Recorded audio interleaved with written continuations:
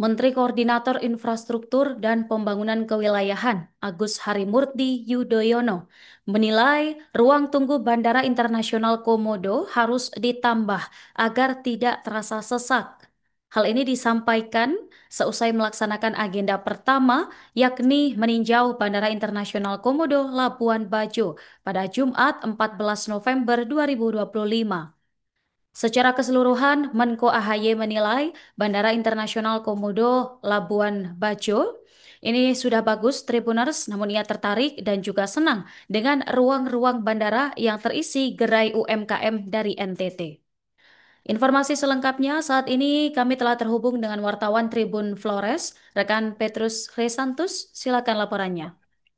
Baik, ya, terima kasih rekan Nurma di studio. Selamat siang Tribuners. Bersama saya Mu'a, reporter Tribun Flores di Labuan Bajo.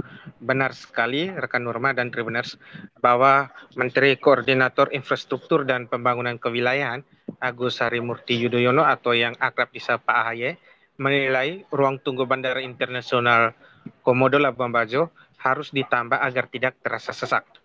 Hal itu ia sampaikan usai melaksanakan agenda pertama dalam kunjungannya ke Manggarai Barat, Nusa Tenggara Timur, yakni meninjau Bandara Internasional Komodo Labuan Bajo yang dilakukan pada Jumat 14 November 2025 kemarin.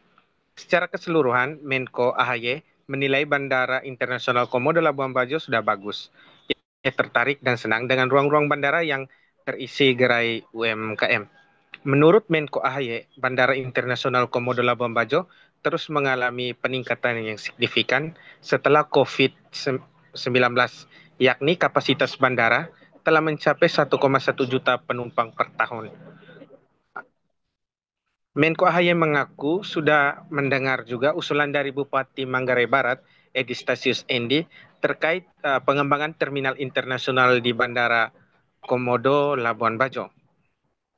Pantauan Tribun Flores, kedatangan Menko AHY didamping anggota DPR RI Komisi 10, Ibu Anita Yakobagah, dan juga Wakil Gubernur NTT Jonia Sedoma, Bupati Manggarai Barat Edi Stasius Endi, Ketua DPRD Manggarai Barat Benediktus Nurdin bersama anggota DPRD lainnya dan juga bersama dari rombongan staf kementerian.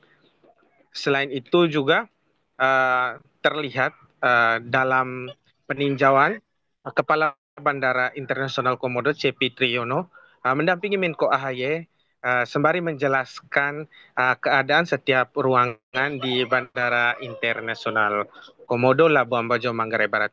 Mungkin sekian dari saya, rekan Nurma di studio. Selamat siang Tribuners dan terima kasih. Nusa Tenggara Timur setelah melakukan perjalanan sekaligus kunjungan kerja ke sejumlah kabupaten yang ada di NTT. Kemarin kami tiba di Atambua, Kabupaten Belu, kemudian berkegiatan di Bolu, Kabupaten Timur Tengah Utara, lalu lanjut ke Pulau Rote dan tadi mendarat di Labuan Bajo. Saat ini berada di Bandara Internasional Komodo. Saya bersama Wakil Gubernur Provinsi NTT, Bapak Joni Asadoma, anggota Komisi 10 DPR RI, Ibu Adita Jakobagah dari Dapil NTT, kemudian ada Bapak Bupati Manggarai Barat, Bapak Edi Stasius Endi. Di sini juga hadir Deputi Bidang Pemerataan Pembangunan dari Kementerian Koordinator Bidang Infrastruktur dan Pembangunan Kewilayahan, Bapak Najib Faisal. Lalu ada Direktur Jenderal Bina Marga Kementerian Pekerjaan Umum, Bapak Roy Rizali Anwar.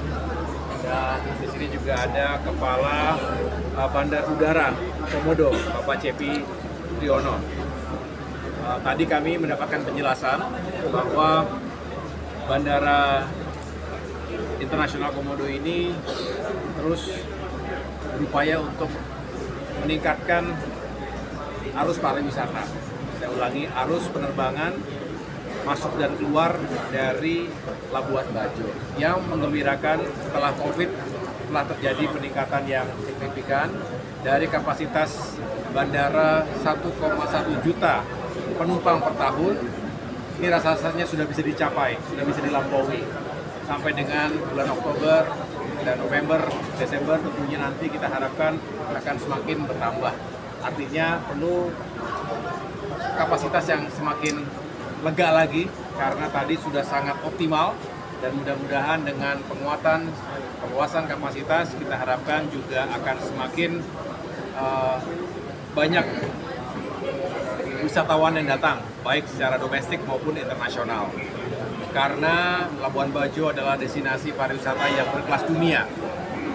Semakin banyak yang datang, semakin baik untuk ekonomi yang ada di Labuan Bajo ataupun Manggarai, dan tentunya NTT secara umum.